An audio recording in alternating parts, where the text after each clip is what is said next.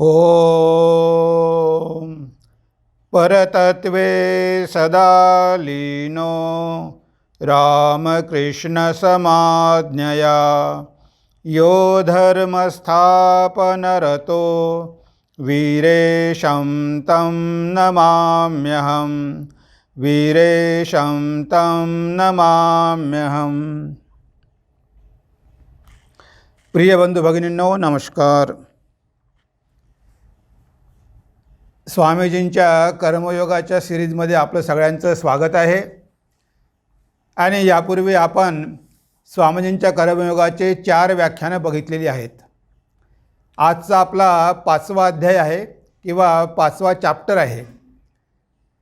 ह्या चॅप्टरचं नाव काय आहे? परोपकार म्हणजे स्वतःवरच उपकार होय। आजचं जे आपलं 5वं व्याख्यान आहे, परोपकार म्हणजे स्वतःवरच उपकार होय, ह्या विषयावर स्वामीजींनी जे व्याख्यान दिलं होतं त्यावर आपण आज चिंतन करणार आहोत। तेव्हा आपल्याला या जगामध्ये राहायचं आहे। आपलं कर्तव्य आहे लोकांवरती उपकार करणं। पण इथे स्वामीजी काय म्हणतात? परोपकार म्हणजे स्वतःवरच उपकार होय। ते कसं काय, हेच आपण बघण्याचा प्रयत्न करणार आहोत। पहिली गोष्ट म्हणजे आध्यात्मिक जीवनात कर्मकांडाची काय भूमिका आहे।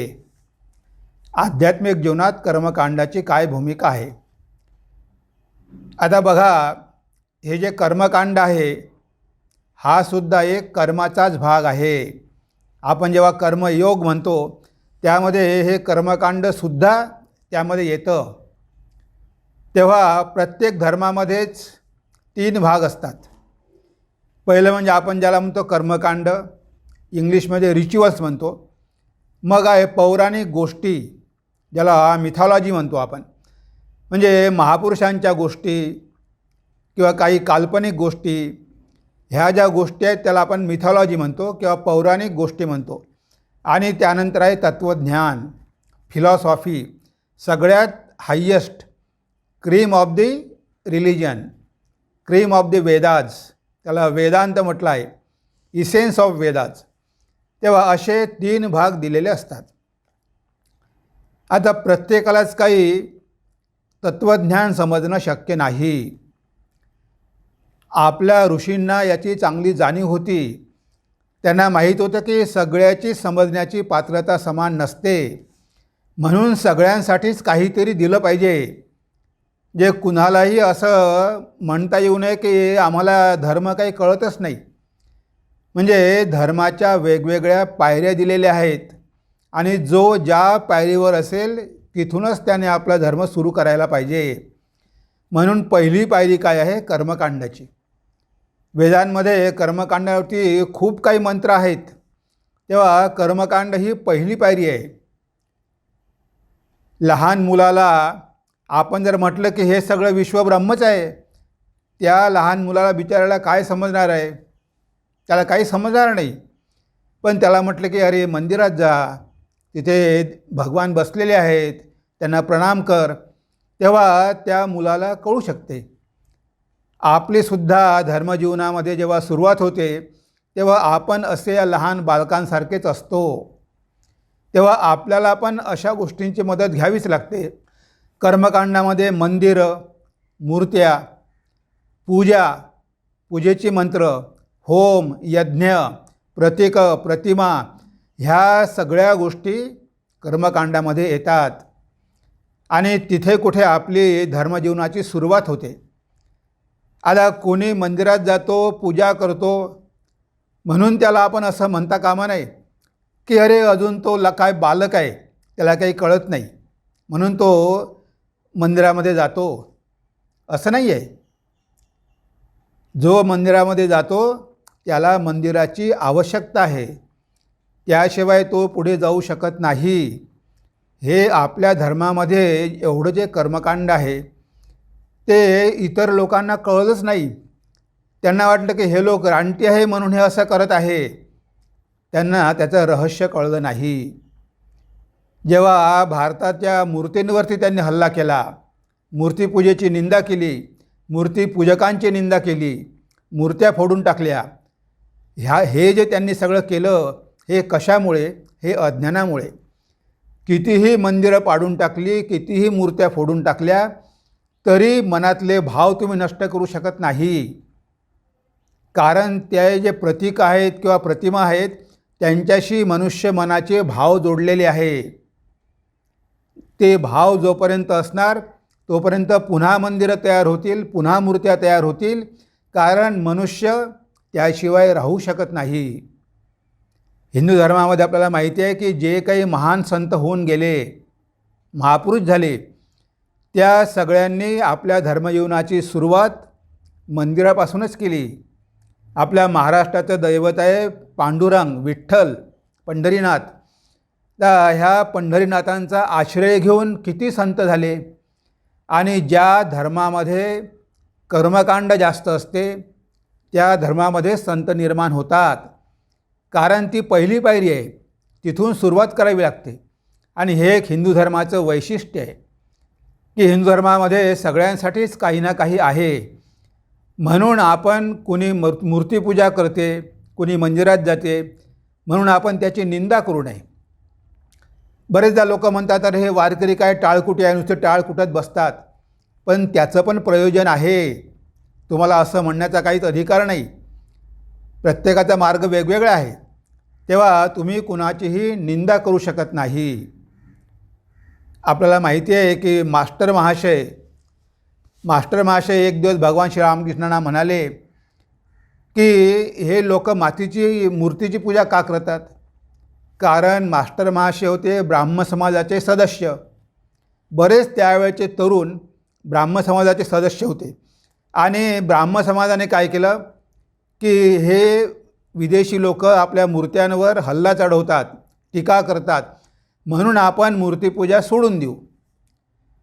आता तुम्ही एक 20-25 लोक मीटिंग केली आणि त्या मीटिंगमध्ये ठरवलं की उद्यापासून मूर्तीपूजा करायची नाही, मूर्तीपूजेवर बहिष्कार. तुम्ही असं म्हटलं म्हणून काही मूर्तीपूजा थांबणार आहे का? मूर्तीपूजा थांबू नाही शकत. कारण ते मनुष्य मनामध्ये इव्हॉल्व झालेली आहे. ती आपल्या ऋषींनी जी काही सिस्टम दिलेली आहे ती अशी मीटिंग करून सांगितलेली नाही आहे, ती मनुष्य मनाची गरज आहे. तेव्हा मास्टर महाशय म्हणाले की आपण ह्या मूर्त्यांची पूजा करणं बंद केली पाहिजे. लोकांना सांगितलं पाहिजे, त्यांना उपदेश दिला पाहिजे की मूर्ती म्हणजे काही भगवान नव्हे.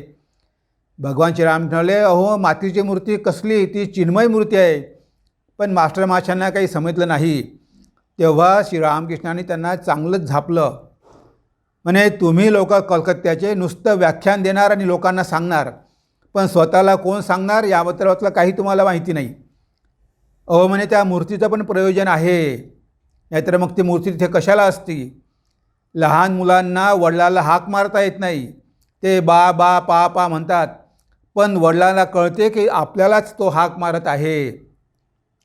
त्या मूर्तीची पण गरज आहे, त्याशिवाय आपण पुढे जाऊ शकत नाही. भगवान श्रीरामकृष्णाने भवतारिणीच्या मूर्तीची पूजा करून ते पुढे गेले. तोतापुरी टिंगल करायचे, अरे ये क्या है, ये रोटी ठोकता है, मंदिर में जाता है. आता तोतापुरी होते ज्ञानी. तर भगवान श्रीरामकृष्णांना माहिती नव्हतं का?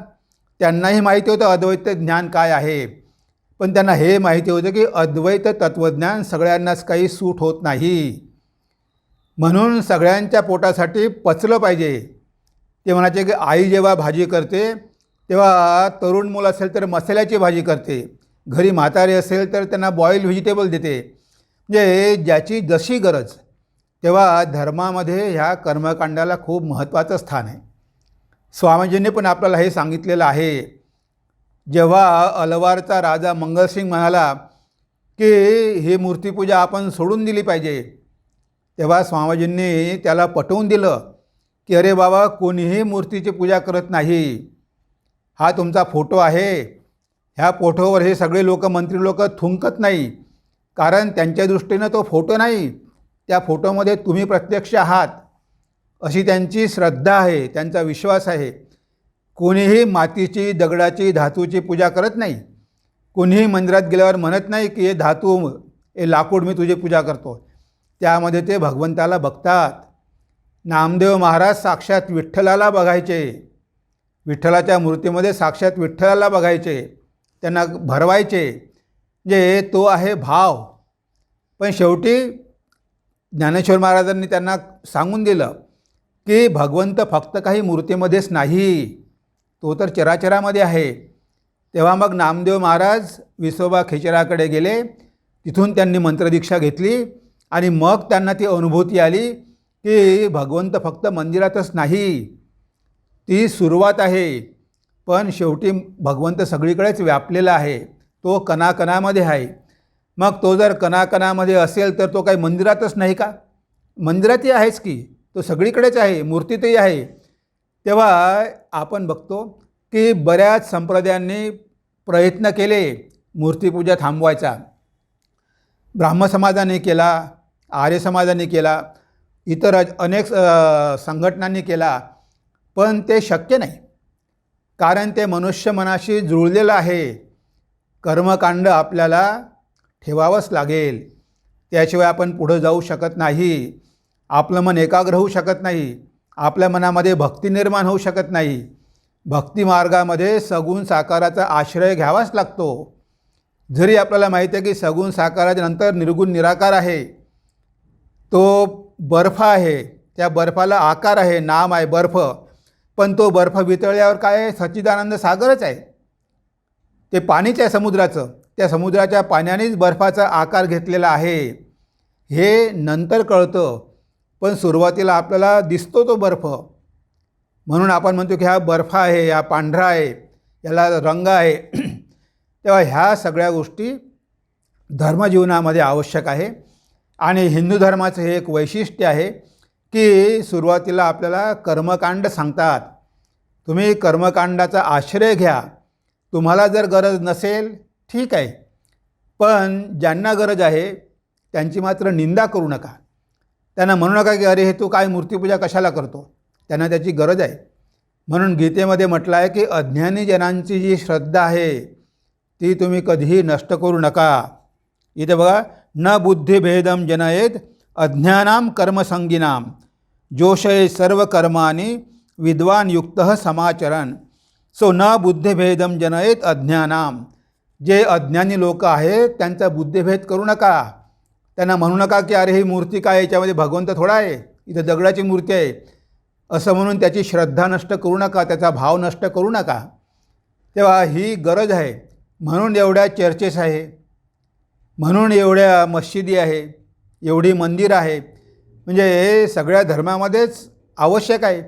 त्यांचे प्रकार वेगवेगळे असतील, ते वेगळा सिम्बॉल घेत असेल, वेगळं प्रतीक घेत असेल.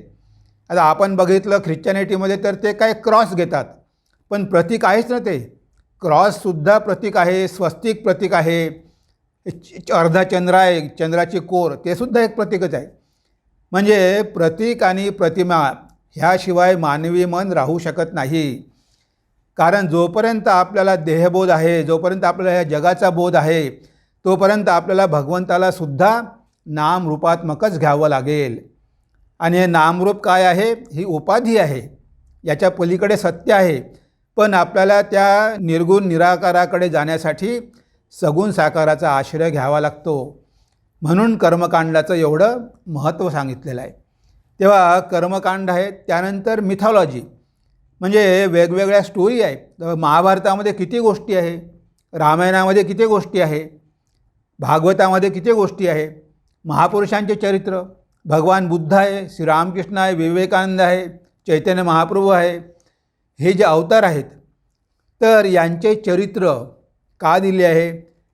कारण तुम्ही पूजा वगैरे करता ठीक आहे, तुम्ही कर्मकांड करता, मंदिरात जाता ठीक आहे, पण तिथेच थांबू नका.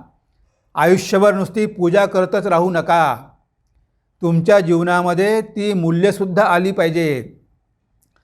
तुम्ही भगवान श्रीरामकृष्णांची पूजा करत असाल तर भगवान श्रीरामकृष्णांमध्ये जे गुण होते ते गुण तुमच्यामध्ये यायला पाहिजे. तुम्ही त्यांच्यासारखं व्हायला पाहिजे. त्यांचा त्याग, त्यांचं वैराग्य, त्यांची सत्यनिष्ठा, त्यांची सेवा, आता हे सगळे गुण त्यांच्यामध्ये आहे. मग आपण जर त्यांच्यावर ध्यान केलं, त्यांची पूजा केली, तर हे त्यांचे सगळे गुणसुद्धा आपल्यामध्ये यायला पाहिजे. नाहीतर आपण आहोत तसंच राहू. हो, भगवंत महान होते, त्यांनी केलं, आपण काहीच करणार नाही. आणि जोपर्यंत आपण नैतिक जीवन आचरण करत नाही तोपर्यंत आध्यात्मिक जीवनामध्ये प्रगती होणार नाही. तुम्ही आयुष्यभर मंदिरात गेला, पूजा केली आणि बाहेर येऊन मात्र तुम्ही लोकांची पिळवणूक केली, खोटं बोलला, चोऱ्या केल्या, हे सगळं सुरूच आहे. पण मंदिरात जाऊन मात्र नियमित पूजा करतो, तशी प्रगती होत नाही. तुम्ही मंदिरात जा, पण लक्षात ठेवा, मंदिरात गेल्यामुळे तुमचं चारित्र्य बदललं पाहिजे, तुमच्यामध्ये काहीतरी बदल घडून आला पाहिजे. आणि येतो. जे लोक मंदिरामध्ये जातात, जे लोक भक्त असतात, इतर लोकांच्या तुलनेनं ते बरेच चांगले असतात. जे नास्तिक आहेत, जे मानत नाही, जे मंदिरात जात नाही, जे निंदा करतात, त्यांचं जीवन बघा, कारण त्यांना कुठे निर्बंधच नाही आहे. आणि भक्तांचं जीवन बघा, भक्तांच्या जीवनामध्ये हळूहळू बदल घडतोच, हे स्वाभाविकच आहे. म्हणून इथे ह्या गोष्टी कशासाठी, ही पुराणं कशासाठी, की आपल्या डोळ्यासमोर आदर्श ठेवलेले आहे. आणि हे आदर्श काय आहे? हे वेदांचे अमूर्त आदर्श आहे. वेदामध्ये जे ध्यानकांड आहे, वेदांत आहे, त्यामधले काय आहे? तत्त्वज्ञान आहे. आता तत्त्वज्ञान काय म्हणते? सत्यमेव जयते, जय सत्याचाच होतो. आता हे समजायला फार कठीण आहे. सत्याचा जय होतो म्हणजे काय होतं? म्हणून मग हरिश्चंद्र, राजा हरिश्चंद्र बघा, त्याचं जीवन बघा, तो किती सत्यनिष्ठ होता. युधिष्ठिर बघा. मग हे चरित्र आपल्याला वाचावी लागतात. अरे हो, हे अशा प्रकारे ते सत्याचं आचरण त्यांनी केलं, म्हणून ते जीवनामध्ये यशस्वी झाले. शेवटी सत्याचा जय होतो. जरी सुरुवातीला त्यांना दुःख भोगावी लागलीत, पण शेवटी जय त्यांचाच झाला. म्हणजे ह्या अशा गोष्टी दिलेल्या आहेत की ज्या गोष्टी वाचून आपण त्यांचं अनुसरण करण्याचा प्रयत्न केला पाहिजे. तीच तर आपली चूक आहे. आपण करत नाही, आपण वाचतही नाही. आपण मंदिरात जातो आणि तिथेच अडकून पडतो. स्वामीजी म्हणायचे, better to be born in the temple or church but not to die there. मंदिर किंवा चर्चमध्ये जन्म घेणं चांगलं, म्हणजे सुरुवात करणं चांगलं आहे, पण तिथेच काही मरायचं नाही आहे. म्हणजे आपण पुढे पुढे प्रगती केली पाहिजे. आयुष्यभर नुसतं रिच्युअल कर्मकांड घेऊनच राहायचं नाही आपल्याला. कर्मकांड करण्याचा उद्देश काय? भगवंताविषयी प्रेम निर्माण होणं, भगवंताविषयी व्याकुळता निर्माण होणं. भगवान श्रीरामकृष्णांनी पूजा केली आणि बघा त्यांना देवीचं दर्शन झालं. देवीचं दर्शन प्राप्त करून घेणं हे कर्मकांडाचा उद्देश आहे. पण बरेच असे मंदिरात जातात लोक, आयुष्यभर जातात, पगार घेऊन पुजाऱ्याची नोकरी करतात, पण त्यांच्या जीवनामध्ये बदलच घडत नाही. असं मात्र व्हायला नको, कारण ती पहिली पायरी आहे. तुम्ही पुढच्या पायरीवर गेला पाहिजे. म्हणून आहे पौराणिक कथा, त्याला म्हटलं आहे मिथॉलॉजी. हे सगळं जेव्हा आपण वाचतो, हे काही मनोरंजनासाठी नाही आहे. अरे वा, छान कथा आहे, मनोरंजन झालं, नाही. त्यामागचा उद्देश आहे, ते तत्त्वज्ञान तुम्हाला समजत नाही, तुम्ही धारणा करू शकत नाही. ते तत्त्वज्ञान तुम्हाला सोपं करून सांगितलेलं आहे गोष्टींच्या माध्यमातून. तेव्हा त्याप्रकारे तुम्ही जीवन घडवा. तुम्हाला जर ते तत्त्वज्ञान प्राप्त करायचं असेल, तत्त्व प्राप्त करायचं असेल, ब्रह्मज्ञान प्राप्त करायचं असेल, तर तुमचं जीवन पण तसं घडलं पाहिजे, तुमचं मन पण पवित्र झालं पाहिजे. तेव्हा ह्या महापुरुषांची चरित्र बघा, त्यानुसार आचरण करण्याचा प्रयत्न करा. मग तुम्ही जाल तिसऱ्या पायरीवर. मग तुमच्यामध्ये योग्यता येईल की तुम्ही वेदांताची सूक्ष्म तत्त्व समजू शकाल. सुरुवातीला समजणं अवघड आहे, त्यासाठीच तर पुराण आहे, त्यासाठीच तर महाभारत आहे, रामायण आहे, त्यासाठीच तर हे सर्व कर्मकांड आहे. हे सगळे कसे आहे? हे आपल्याला कळावं म्हणून त्याच तत्वांचं हे मूर्त रूप आहे. तत्व अमूर्त आहे, त्याची धारणा होत नाही. मग लोक समजणार कसे? म्हणून त्याला मूर्त रूपामध्ये आपल्यासमोर ठेवलेलं आहे की हा बघा, हा ईश्वर आहे, आता याची तुम्ही उपासना करा. मग त्याची उपासना करता करताच, कारण त्या ब्रह्माला पहिले एका गोष्टीमध्ये बघा. आज आपलं मन चंचल झालेलं आहे, सगळ्या दिशेनं भटकतात, सगळे नामरूपं आपल्या मनाला ओढतात. ह्या जगातल्या नामरूपांच्या मागे धावू नका. मग त्यासाठी भगवंताचं नामरूप घ्या. कसा भगवंत कसा आहे? पवित्र आहे, सर्वशक्तिमान आहे, प्रेमस्वरूप आहे. त्याच्यावर तुम्ही मन स्थिर करा. मग हे सगळे नामरूप आपोआप मनातून निघून जातील. म्हणजेच या जगावरची आसक्ती आपोआपच कमी होईल. भगवंताची आसक्ती वाढली तर या जगाच्या नामरूपावरची आसक्ती कमी होईल. तेव्हा कुठे मन पवित्र होईल. म्हणून ह्या सगळ्या गोष्टींना धर्मामध्ये खूप महत्त्वाचं स्थान आहे. रिच्युअल्स आहे, कर्मकांड आहे, पौराणिक कथा आहे, मिथॉलॉजी आहे आणि तत्त्वज्ञान आहे. हे धर्माचेच 3 भाग आहे. तत्त्वज्ञान सर्वश्रेष्ठ आहे. तोच आपल्या जीवनाचा उद्देश आहे. मोक्ष प्राप्त करणंच उद्देश आहे. त्यासाठी स्वतःचं स्वरूप जाणून घेणंच महत्त्वाचं आहे. पण ते आपण एकदम करू शकत नाही. म्हणून हळूहळू आपल्याला आपले ऋषी वरच्या पायरीवर घेऊन जात आहे. आपण जिथे आहोत तिथून आपल्याला पुढे पुढे घेऊन जात आहे. तेव्हा एक दिवस असा येईल की आपल्याला ह्या कर्मकांडाची गरजच पडणार नाही. जेव्हा आपलं तत्त्वाचं ज्ञान होईल, जेव्हा साक्षात्कार होईल, तेव्हा आपल्याला वाटेल की अरे आता आपल्याला काही गरज नाही. त्या LKG UKGच्या मुलांना ते गरज आहे. तुम्हाला आता गरज नाही, तुम्ही ग्रॅज्युएट झाले आहे, तुम्हाला गरज नाही, पण त्यांना ती गरज आहे. म्हणून कुणाचीही निंदा करू नका. कारण जोपर्यंत मानवी मनाला ह्या गोष्टींची आवश्यकता आहे, जोपर्यंत मानवी भावना ह्या प्रत्येकांशी प्रतिमांशी जोडलेल्या आहे, तोपर्यंत आपल्याला यांचा आधार घेऊनच पुढे पुढे जावं लागेल.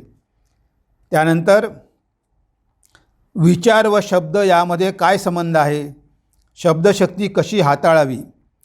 तर बघा, हा सुद्धा एक कर्माचाच भाग आहे.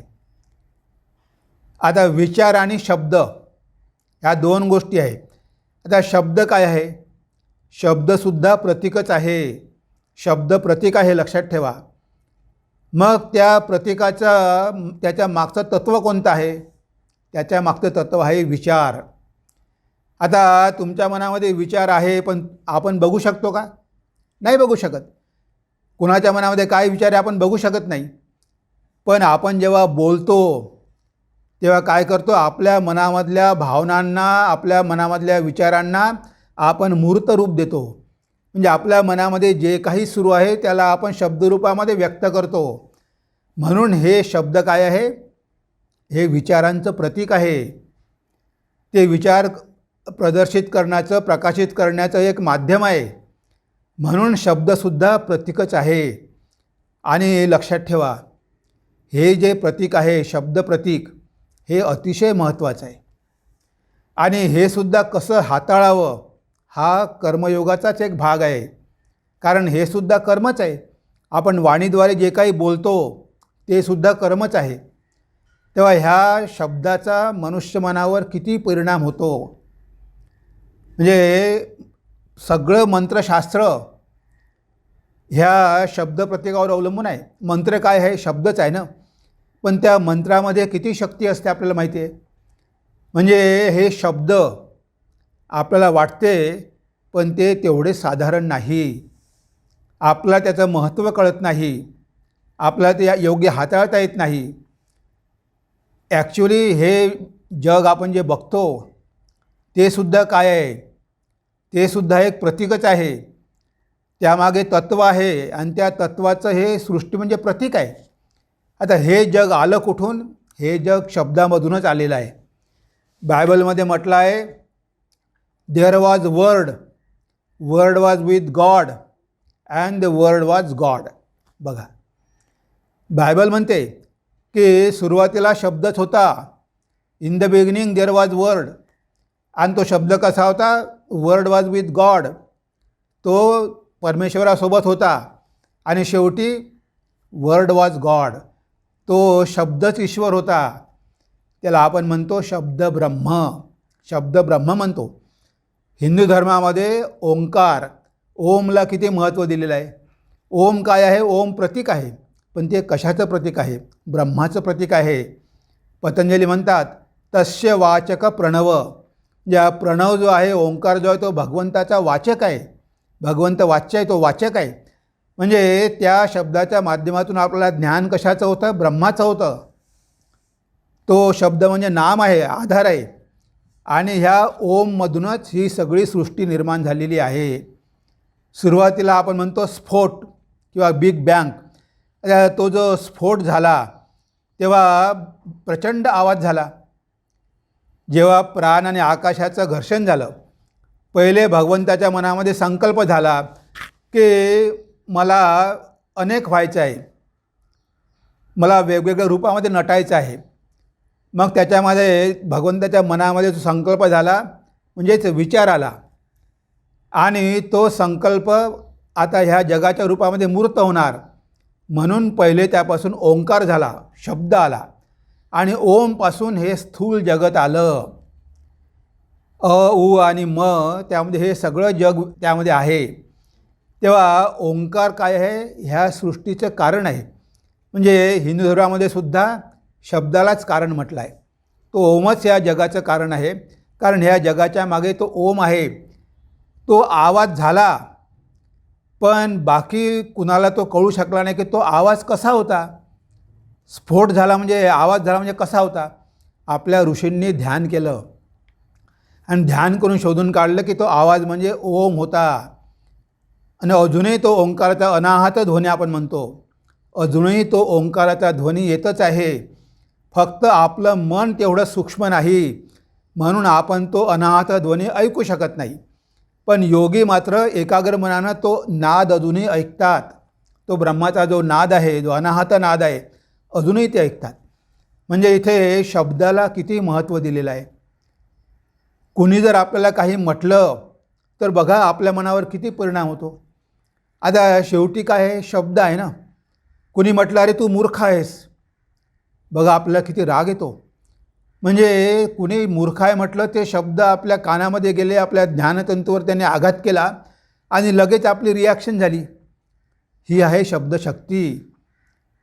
कुणाचं सांत्वन केलं तर बघा, कितीही कोणी शोकाकुल असेल पण त्याला 2 शब्द सांगितले त्याचं मन प्रसन्न होतं. म्हणजे शब्दामध्ये किती सामर्थ्य आहे. मास्टर महाशय महेंद्रनाथ गुप्त आत्महत्या करायला निघाले होते. कुटुंबामध्ये एवढ्या काही समस्या होत्या की त्यांना वाटलं की आता आपण आत्महत्या केल्याशिवाय पर्याय नाही. पण ते भगवान श्रीरामकृष्णांकडे आले, अचानक आले आणि आल्यानंतर भगवान श्रीरामकृष्णांचे शब्द त्यांच्या कानावर पडले. पूर्ण जीवन बदलून गेलं. त्या शब्दाचा परिणाम बघा. एक मनुष्य आत्महत्या करायला निघालेला आहे, पण ते शब्द कानी पडल्याबरोबर जीवन पूर्ण बदलून गेलं. तुलसीदास आपल्या पत्नीला एवढे आसक्त होते, पत्नीशिवाय एक दिवसही राहू शकत नव्हते. ती पत्नी माहेरी गेली, तुलसीदास पण तिच्या माहेरी गेले. नदी पार करून गेले, प्रेतावर चढून गेले, सापाला धरून गेले.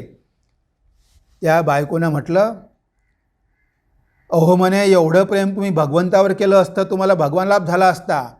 हे काय हाडामासावर तुमची एवढी आसक्ती, तुम्ही माझ्याशिवाय एक दिवस पण राहू शकत नाही. हे शब्द तुलसीदासांच्या कानामध्ये गेले आणि ती पत्नी त्यांचा गुरु झाली. लगेच ते घर सोडलं, तपश्चर्येला निघून गेले. आणि एवढे आसक्त होते ते शेवटी संत तुलसीदास झाले. म्हणजे बघा शब्दाचा परिणाम. म्हणजे शब्दप्रती किती शक्तिशाली आहे ते आपल्याला हाताळता येत नाही. स्वामीजी अमेरिकेमध्ये गेले, तिथे 11 सप्टेंबर 1893ला त्यांनी फक्त 4च शब्द उच्चारले. Sisters and brothers of America. 7,000 लोक उभे राहून टाळ्या वाजवायला लागले. काय होतं ते? ती होती शब्दशक्ती. म्हणजे बघा शब्दामध्ये किती शक्ती आहे. म्हणजे त्यांचे भाव डायरेक्टली लोकांच्या हृदयाला स्पर्श करू शकले. त्यांच्या मनामध्ये जे भाव होते त्याला त्यांनी शब्दरूपात व्यक्त केलं आणि ते भाव व्यक्त झाल्याबरोबर 7,000 लोकांच्या हृदयाला जाऊन ते शब्द भिडले. म्हणजे शब्दशक्ती किती पॉवरफुल आहे, आपल्याला महत्त्व कळत नाही. ही आहे शब्दशक्ती. आपल्याला ती हाताळता आली पाहिजे. कुणी आपल्याला काहीही म्हणो, आपलं मन कसं पाहिजे, शांत पाहिजे. म्हणजे कोणत्याही परिस्थितीमध्ये आपलं मन विचलित होता कामा नये. आपणही कोणाचं मन दुखवू नये. आणि कुणी आपल्याला काही म्हटलं, निंदा करो स्तुती करो, भगवद्गीतेमध्ये म्हटलं की निंदा स्तुती दोन्ही समान पाहिजे.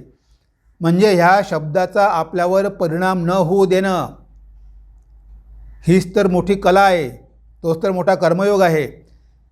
की बऱ्याच प्रकारचे शब्द आपल्या कानावर पडतात, पण त्यामुळे आपलं मन विचलित न होऊ देणं.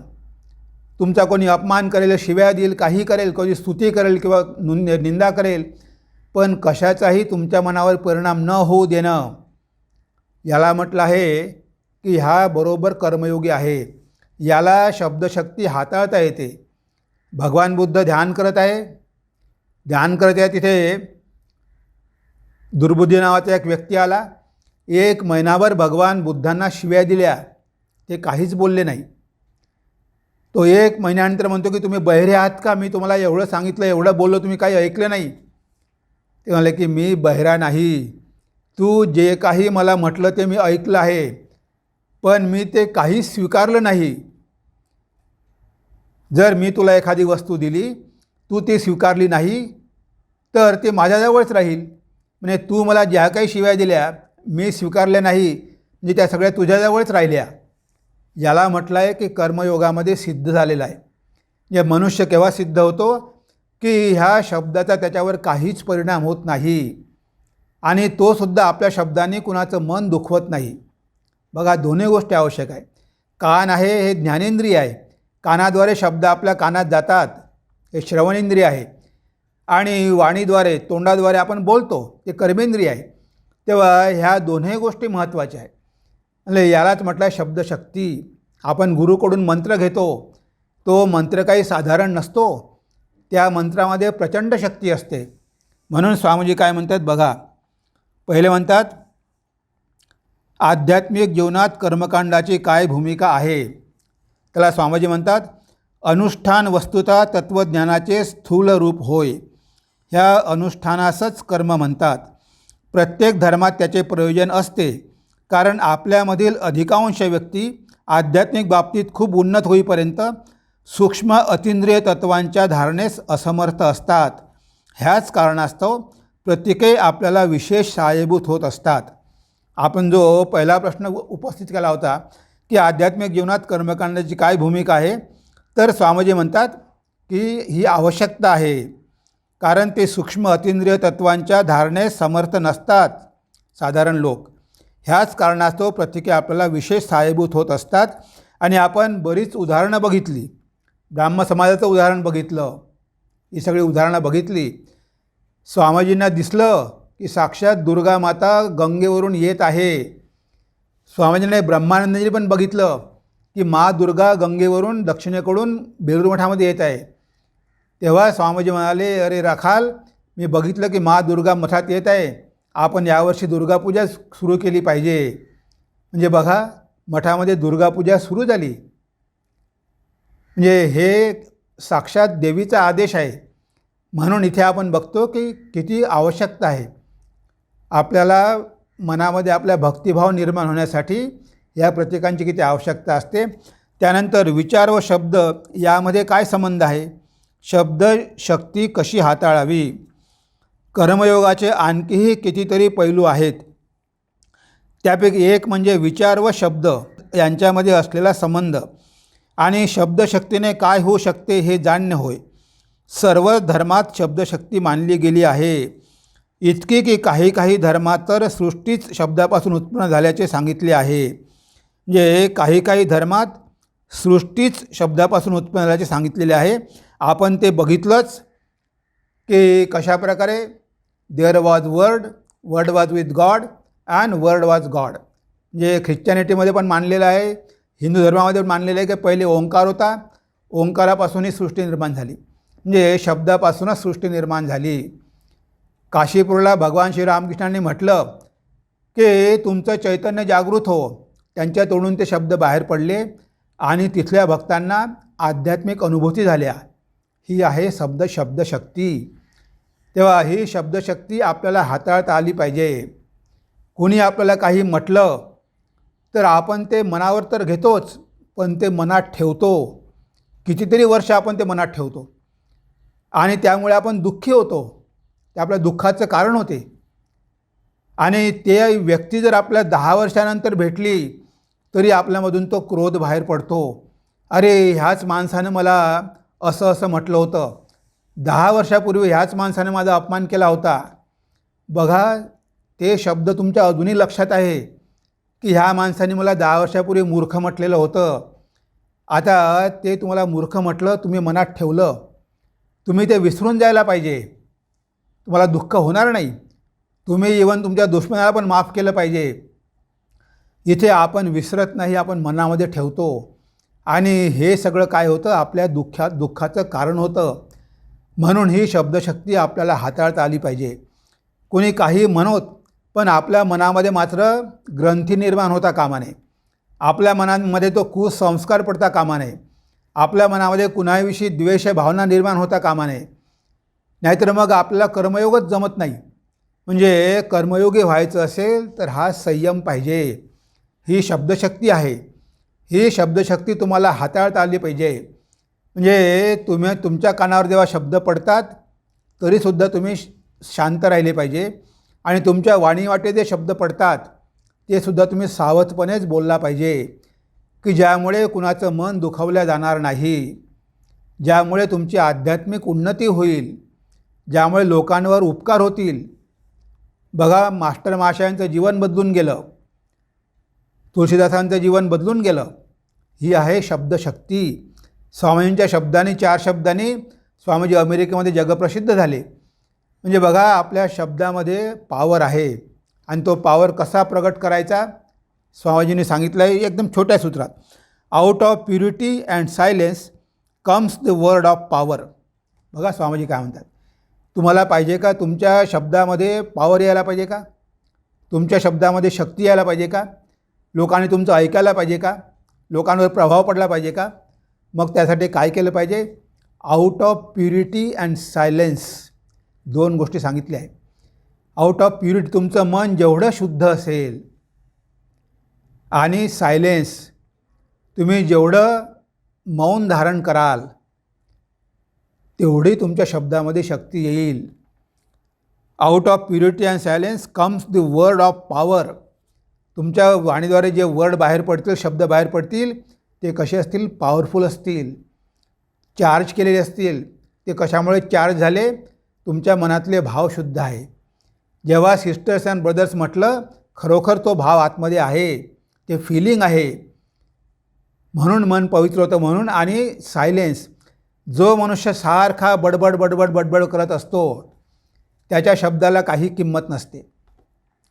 तो कधी खोटं बोलतो, कधी खरं बोलतो, कधी काय बोलतो, कधी चुगल्या लावतो, काही करतो. म्हणजे बडबड करणाऱ्या माणसाच्या शब्दामध्ये शक्ती येऊ शकत नाही. तुम्ही शक्यतोवर कमीच बोललं पाहिजे. गरज असली तेव्हाच बोलायचं, नाही तर आपलं चूप राहायचं, शांत राहायचं. बडबड कशाला करायची? तेव्हा हे आपल्याला लक्षात ठेवलं पाहिजे. म्हणजे हा सुद्धा कर्मयोगाचाच एक भाग आहे, कर्मकांड आहे. त्यानंतर हे जे आहे शब्द, ते सुद्धा प्रतीकच आहेत, विचाराचे प्रतीक आहेत. म्हणून हे शब्दशक्ती आपल्याला योग्य प्रकारे हाताळता यावी, हेच आपल्याला कर्मयोग शिकवत असते, की कशाप्रकारे ही कर्मशक्ती हाताळायची, हे आपल्याला स्वामीजींनी सांगितलेलं आहे. त्यानंतर कर्तव्य म्हणजे जगावर उपकार करणे. का बरं आपण जगावर उपकार करायचा? जे कर्तव्य म्हणजे उपकार करणे असेल, पण आपण जगावर उपकार करायचाच कशाला? काही गरज आहे का? बघा स्वामीजी काय म्हणते. जगाला आपल्या कसल्याच उपकाराची थोडी देखील गरज नाही. जगाला आपल्या कसल्याच उपकाराची थोडी देखील गरज नाही. तुम्ही किंवा मी मदतीला धावून जावे, त्यावर उपकार करावा, अशासाठी हे जग मुळीच निर्मिले गेलेले नाही. जगाला तुमच्या आमच्या मदतीची जरूर आहे असे म्हणणे परमेश्वराला दूषणच देणे नव्हे काय? दुसऱ्यांना सहाय्य करणे सगळ्यात चांगली गोष्ट आहे. तरी पण आपल्याला अखेरीस दिसून येईल की परोपकार म्हणजे वस्तुतः स्वतःवरच उपकार होय. आता इथे आपल्या मनामध्ये प्रश्न निर्माण होऊ शकतो की जगावर उपकार आपण करायचाच कशाला? इथे स्वामीजी काय म्हणतात, तुम्हाला जगावर उपकार करायची गरज नाही. ज्या परमेश्वराने हे जग निर्माण केलं, ह्या जगाचं संचालन करण्यासाठी तो समर्थ आहे. तुम्ही काय समजता?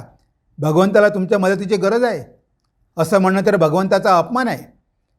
हे जग परिपूर्ण आहे. ह्या जगामध्ये तुम्हाला काही करायची गरज नाही. तुम्ही केल्यामुळे काय जग बदलणार आहे, नाही केल्यामुळे नाही, असं काही नाही. तो भगवंत सगळ्याची काळजी वाहतो आहे, तोच हे सगळं बघतो आहे. तुम्ही काय भगवंताला मदत करणार? तुम्ही यत्किंचित जीव, जेव्हा ठाकूरांसमोर कुणीतरी म्हणालं की जीवे दया, ठाकूर म्हणाले जीवे दया? अरे तू यत्किंचित जीव, तू जीवावर दया काय करणार? तो भगवंतच दया करेल, त्याची सृष्टी आहे, तोच एकमात्र दया करण्यास पात्र आहे. दया नाही, शिवभावे जीवसेवा करा. म्हणजे इथे बघा भगवान श्रीरामकृष्ण काय म्हणतात की तुम्हाला उपकार करायची गरज नाही.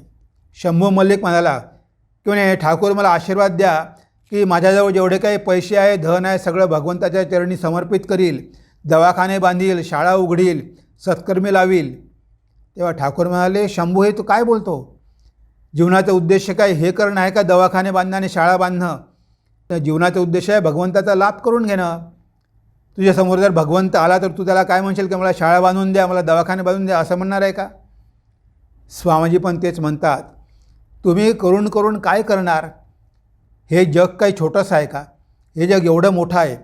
तुम्ही 2-4 शाळा बांधल्या, 2-4 दवाखाने बांधले, 2-4 रोड केले, पण काय, एक भूकंप आला तर सगळंच्या सगळं तुमचं नष्ट होऊन जाईल.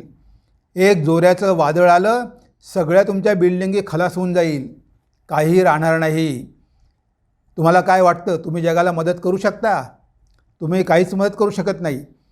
आणि तुम्ही मदत करणार कोण?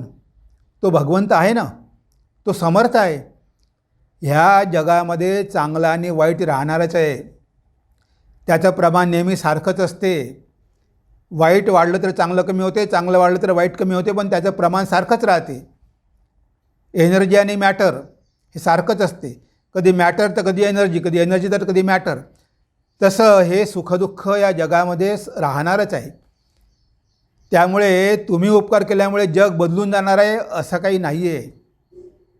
तुम्ही अशा भ्रमात राहू नका की या जगामध्ये खूप दुःख आहे, जग लागलं आहे, विनाशाला गेलेलं आहे, आपण मदत केल्याशिवाय जगाचं काही होणार नाही. काहीच गरज नाही. हे जग स्वतः मॅनेज करण्यास परिपूर्ण आहे. तरी पण तुम्ही उपकार केले पाहिजे. इथे स्वामीजी काय म्हणतात, जरी गरज नाही तरी तुम्ही उपकार केले पाहिजे. कारण त्यामुळे काय होणार आहे, तुम्ही तुमच्यावरच उपकार करणार आहात. परोपकार म्हणजे स्वतःवरच उपकार होय. त्यामुळे जग जरी तुम्ही बदलू शकणार नाही, पण त्यामुळे तुम्ही बदलणार आहात. तुमचं मन पवित्र होणार आहे. हे जग काय आहे, ही एक व्यायामशाळा आहे. तुम्ही त्या व्यायामशाळेमध्ये आले आहे. This world is gymnasium where we have come to make our self spiritually strong. हे जग एक व्यायामशाळा आहे. इथे आपण आपल्या नैतिक दृष्टीने सबल करण्यासाठी आलेलो आहेत. आपल्याला त्यापासून फायदा होणार आहे. तुम्ही जगाला मदत केल्यामुळे जग बदलणार नाही. भगवंताला काही तुमच्या याची गरज नाही. पण तुम्हाला उपकार करण्याची संधी मिळाली म्हणून भगवंताचे आभारी राहा की ती संधी इतरांना न मिळता ती तुम्हाला भगवंताने दिलेली आहे. भगवंताचा धन्यवाद माना की तुम्हाला ही संधी तुमच्या कल्याणासाठी मिळालेली आहे. गीतेमध्ये भगवान म्हणतात, नहि कल्याणकृत कश्चित दुर्गतीम तात गच्छती. जो लोकांच्या कल्याणाचं कार्य करत असतो त्याची कधीच दुर्गती होत नाही. इथे पार्थ नैवेहनामुत्र विनाशस्यस्य विद्यते नहि कल्याणकृत कश्चित दुर्गतीम तात गच्छती. अर्जुना, इथे आणि परलोकातसुद्धा अशा मनुष्याचा कधीही विनाश होत नाही. इह न अमुत्र विनाशस्य विद्यते, म्हणजे कुणाचा विनाश होत नाही. नहि कल्याणकृत कश्चित दुर्गतीम तात गच्छते. जो जगाच्या कल्याणासाठी कार्य करतो त्याची कधीच दुर्गती होत नाही. तुम्हाला सद्गती प्राप्त व्हावी, तुमचं कल्याण व्हावं, तुमचं मन पवित्र व्हावं, तुम्ही आध्यात्मिक जीवनामध्ये प्रगती करावी म्हणून हे तुम्ही केलं पाहिजे. म्हणजे जगावर उपकार करण्याचं स्वप्न सोडून द्या. जगावर उपकार तुम्ही करू शकत नाही, जग तुम्ही बदलू शकत नाही, तरी पण तुम्ही केलं पाहिजे. कारण ते तुमच्यासाठीच योग्य ठरणार आहे. म्हणून स्वामीजी काय म्हणतात, जगाला आपल्या कसल्याच उपकाराची थोडी देखील गरज नाही. तुम्ही किंवा आम्ही मदतीला धावून जावे, त्यावर उपकार करावा, अशासाठी हे जग मुळीच निर्मिलेच गेलेले नाही. जगाला तुमच्या आमच्या मदतीची जरूर आहे असे म्हणणे परमेश्वराला दूषणच देणे नव्हे काय? दुसऱ्यांना सहाय्य करणे सगळ्यात चांगली गोष्ट होय. तरी पण आपल्याला अखेरीस दिसून येईल की परोपकार म्हणजे वस्तुतः स्वतःवरच उपकार होय. हे आपण नेहमी लक्षात ठेवलं पाहिजे की भगवंत ह्या जगाची काळजी घेण्यास समर्थ आहे. आपल्या मदतीची काही भगवंताला गरज नाही. हे जग असंच राहणार आहे, त्यामध्ये चांगलं आणि वाईट राहणारच आहे. तरी पण आपण कर्म केलं पाहिजे, कारण भगवंताने संधी दिली म्हणून आपण उपकार केले पाहिजे. त्यामुळे आपलं कल्याण होणार आहे. जगाचं काय होईल ते नाही याची काळजी करत बसू नका, पण तुमचं कल्याण मात्र नेहमी होणार आहे. असेच जर असेल तर जगावर उपकार करण्याची मग गरजच काय? म्हणजे तेच आहे की जर जगाला तुमच्या मदतीची गरज नाही, जग जर स्वयंपूर्ण आहे आणि भगवंत काळजी घेण्यासाठी समर्थ आहे, मग आपल्या मनामध्ये प्रश्न येतो की मग आपण कशाला करायचं? त्या भगवंताला करू द्या ना. आपल्याला काय गरज आहे मग उपकार करायची? ज्याचं जग आहे तो बघून घेईल. असा प्रश्न आपल्या मनामध्ये उद्भवू शकतो. म्हणून स्वामीजी काय म्हणतात बघा, जग तुमच्या किंवा माझ्या सहाय्याची अपेक्षा करीत बसलेले नाही, तरीसुद्धा लोकांवर निरंतर उपकार केलाच पाहिजे, कारण त्यात आपलेच महत् कल्याण आहे. कुणीही भिकारी आपला एक दिडकीचाही ऋणी नाही. आपणच त्याचे सर्वस्वी ऋणी आहोत, कारण त्याने आपल्याला आपली दयाशक्ती त्याच्यावर उपयोगात आणण्याची सुसंधी दिली नाही काय? आसक्ती शून्य होऊन कर्म आचरल्यास अशांती वा कष्ट कदापि उद्भवू शकत नाही. बघा स्वामीजी काय म्हणतात की एखादा भिकारी आला, तुम्ही 2 पैसे हातात घेतले फेकले, हे घे रे भिकारड्या, हे घे चाराने आणि जा इथून निघून. असं कधीही म्हणू नका. तुमचा तोरा दाखवू नका. तुम्ही श्रीमंत आहात, तो गरीब आहे म्हणून पैसे त्यावर फेकून देऊ नका. हे दुष्कर्म आहे. तुम्ही त्याचे धन्यवाद माना. त्याच्याकडून तुम्ही कसलीच अपेक्षा करू नका. आपलं हेच तर चुकते. आपण मदत करतो पण अपेक्षा ठेवतो, मला काहीतरी याच्या बदल्यात मिळालं पाहिजे. त्याशिवाय आपण करतच नाही. सगळा स्वार्थ असतो. मी काहीतरी दिलं तर मलाही काहीतरी मिळेल. मी माझ्या मित्राच्या मुलाच्या लग्नामध्ये जर काही भेट दिली, माझ्या मुलाच्या लग्नामध्ये पण तो काहीतरी भेट घेऊन येईल. म्हणजे अशा प्रकारे आपण मनामध्ये काही ना काहीतरी ठेवत असतो. म्हणजे काहीतरी अपेक्षा बाळगत असतो. अपेक्षा बाळगली नाही तरी कमीत कमी त्यांनी मला धन्यवाद तरी द्यायला पाहिजे होता. अरे मी त्याला एवढी मदत केली आणि त्याने शेवटी मला धन्यवाद पण नाही म्हटलं. ती पण अपेक्षा ठेवू नका. त्याने तुम्हाला धन्यवाद म्हणण्याची काहीच गरज नाही. तुम्ही त्याला धन्यवाद दिला पाहिजे, कारण तुम्हाला तुमच्या दयाशक्ती दाखवण्याची संधी त्यानं दिली. तो गरीब आहे, त्यानं तुमचं दान स्वीकारलं, म्हणजे तुम्हाला त्याने सेवा करण्याची संधी उपलब्ध करून दिली. तो नसता तर तुम्ही संधी कुणाची सेवा केली असती? तुम्हाला संधी कशी मिळाली असती? म्हणजे तुमचं कल्याण करण्यासाठी तो आहे. म्हणजे त्याने तुमचे उपकार मानण्याची गरज नाही.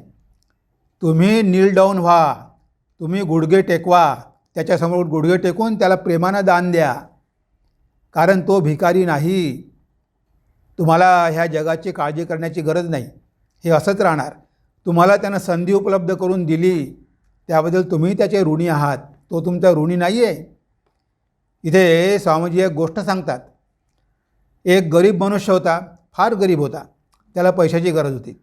त्याला कुणीतरी सांगितलं की तुला जर एखादं भूत मिळालं तर तुला भरपूर पैसे मिळेल. आता हा माणूस निघाला भूताच्या शोधात. निघाला अरे मला भूत कोण मिळवून देईल, मला भूत कोण मिळवून देईल. जंगलामध्ये एक साधू बसला होता. त्यात जाऊन त्याचे पाय धरले. म्हणे महाराज काही करा, मला एक भूत मिळवून द्या. अरे म्हणे पागल झाला का? ह्या अशा भानगडीत कशाला पडतो? जा जा, आल्या वाट्यात निघून जा. तो गेला पहिल्या दिवशी. दुसऱ्या दिवशी पुन्हा आला आणि धरूनच बसला. नाही म्हणे महाराज तुम्ही मला भूत दिलंच पाहिजे, माझं खूप महत्त्वाचं काम अडलेलं आहे. तो साधू म्हणतो अरे ते जरा डेंजरस असते, ते भूत भयंकर असतात. नाही असू द्या, बघ तुला भूत देतो, पण तू त्याला नेहमी कामामध्ये व्यस्त ठेवलं पाहिजे. तू त्याला काही काम देऊ शकला नाही तर तो तुलाच मारून खाईल. म्हणे काही काळजी करू नका, त्याला जन्मावर पुरेल एवढं काम माझ्याकडे आहे. मग ठीक आहे म्हणे, हा मंत्र घे आणि याचा जप कर. तो गरीब माणूस गेला, जंगलात गेला, तिथे झाडाखाली बसला आणि जप करू लागला. बरेच दिवस जप केल्यावर एक भूत आलं तिथे, अकराळ विकराळ चेहऱ्याचं भूत आलं. म्हणजे तुझ्या मंत्रशक्तीनं म्हणे मी आलो आहे, सांग तुला काय पाहिजे. पण मात्र लक्षात ठेव, तू मला जर काम देऊ शकला नाही तर मी तुला खाल्ल्याशिवाय राहणार नाही. म्हणजे ठीक आहे ठीक आहे, सांग काय पाहिजे. मला राजवाडा पाहिजे. म्हणजे हे घे, हा घे तुझा राजवाडा तयार आहे. आता असं म्हटल्याबरोबर राजवाडा तयार, 1 मिनिटाच्या आत राजवाडा तयार. अजून काय पाहिजे तुला सांग. आता याला वाटलं काय मागू आता. तर म्हणे मला खूप धन दे, पैसे दे. बघितलं की सगळा राजवाडा, हिरे माणिक सोने पैसे सगळ्या भरून गेला. हे घे म्हणे, एवढं धन घे, सांग अजून काय पाहिजे. अरे याला आश्चर्य वाटलं की ह्या तर एका मिनिटामध्ये काम संपवतो. म्हणजे हे सगळं जंगल साफ कर आणि मोठं शहर बसव. त्या भूतानं लगेच जंगल साफ, शहर बसलं. म्हणे हे घे तुझं शहर झालं, आता काय करू. आता याच्याजवळ काही काम द्यायला नव्हतंच. म्हणजे आता दे काम, नाही तर तुला खातो. आता याला घाम फुटला, धावत धावत त्या साधूकडे गेला, धापा टाकत टाकत. म्हणे महाराज मला वाचवा, महाराज मला वाचवा. अरे काय झालं काय झालं.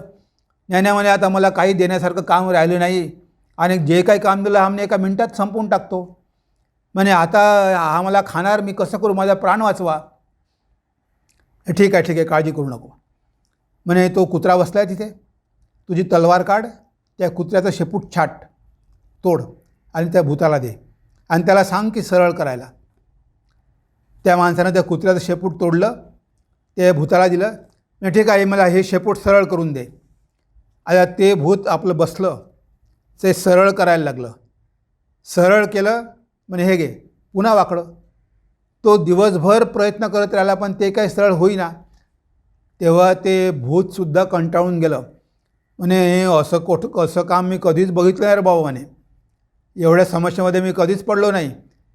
मग म्हणे आता असं कर, मी तुला दिलं ते तुझ्याजवळ राहू दे, पण हे काय माझ्याकडून सरळ होत नाही, मला सोडून दे. त्यालाही तेच पाहिजे होतं. आंधळामागे 1 डोळा आणि त्याला मिळे 2 डोळे. त्याला वाटलं बरंच झालं. त्यानं त्या भूताला सोडून दिलं आणि त्याला सगळं संपत्ती ऐश्वर्य मिळालं, आनंदामध्ये निघून गेला. मग स्वामीजी म्हणतात की हे जग कसं आहे, त्या कुत्र्याच्या वाकड्या शेपटीसारखं आहे.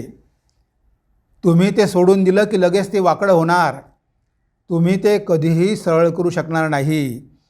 आत्तापर्यंत अनेक लोक आले, अनेकांनी प्रयत्न केला, पण कोणीही जगाला सरळ करू शकलं नाही.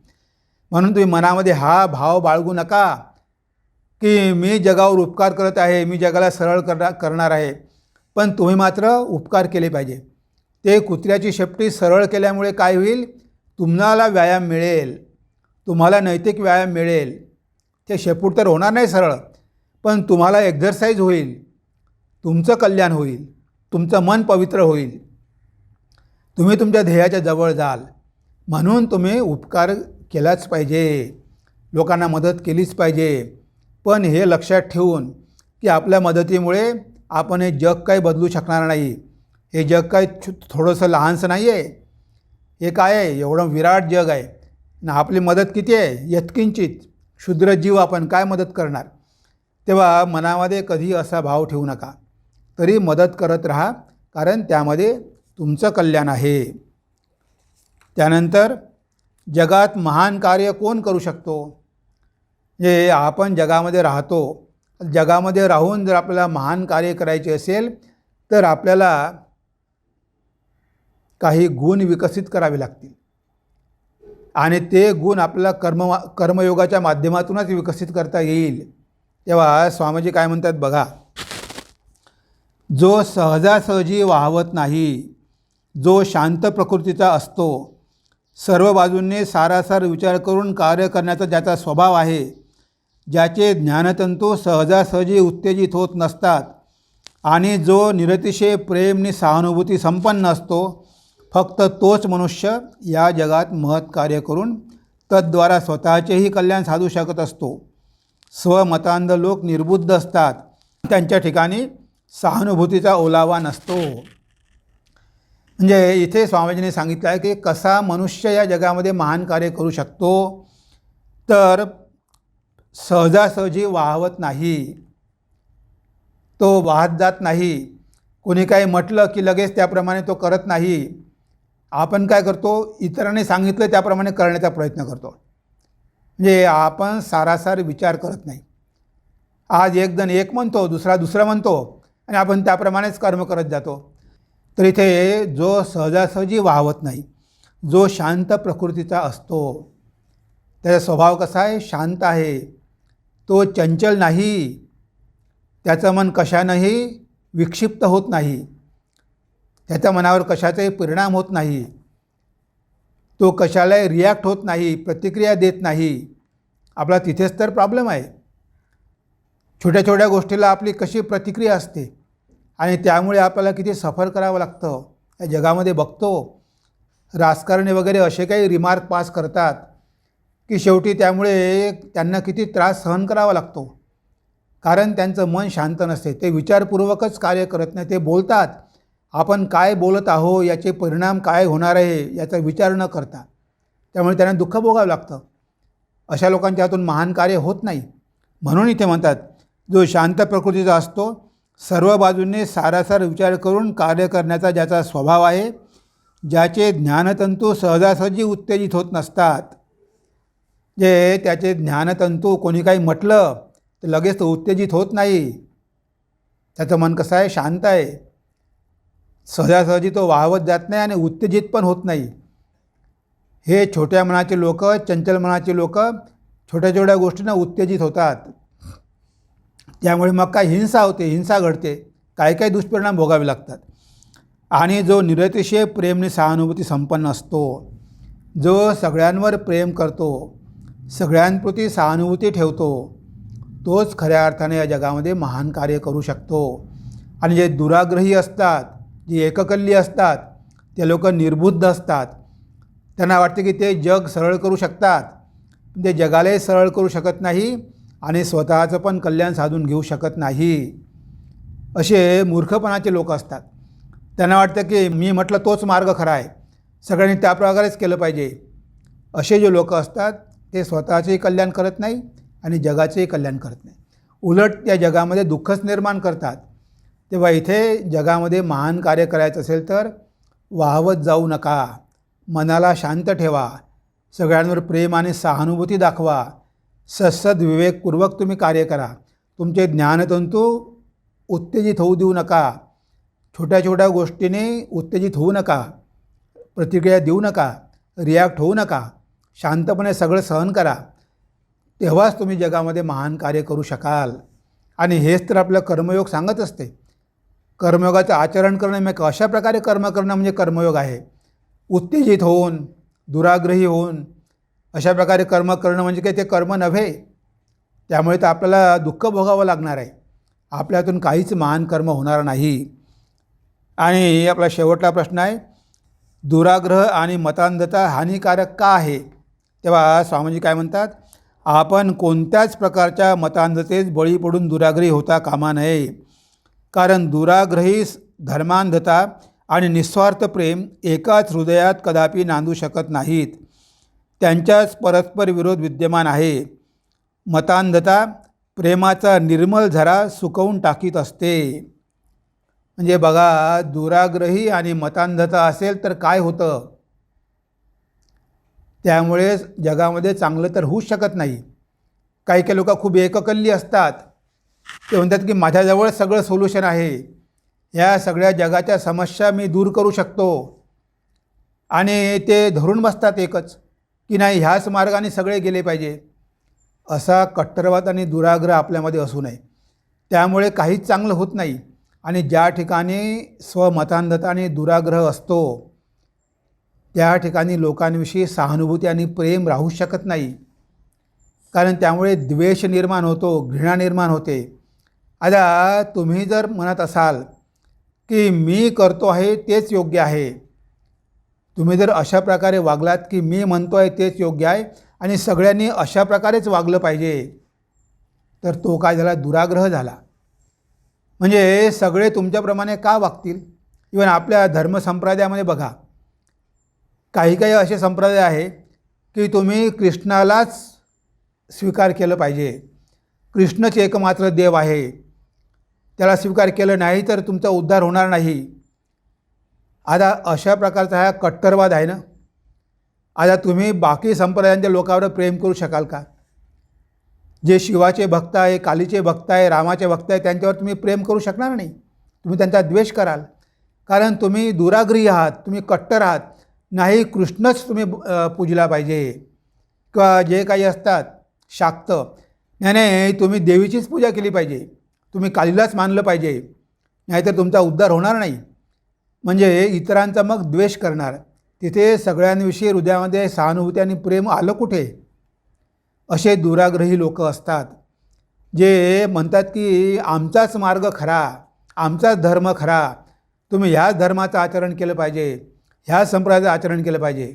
म्हणजे आपल्या महाराष्ट्रामध्ये बघा, वारकरी आहे, धारकरी आहे, त्यानंतर नाथ संप्रदाय आहे, दत्त संप्रदाय आहे, मानवा संप्रदाय आहे, आपसामध्ये झगडे. नाही, हेच मानलं पाहिजे.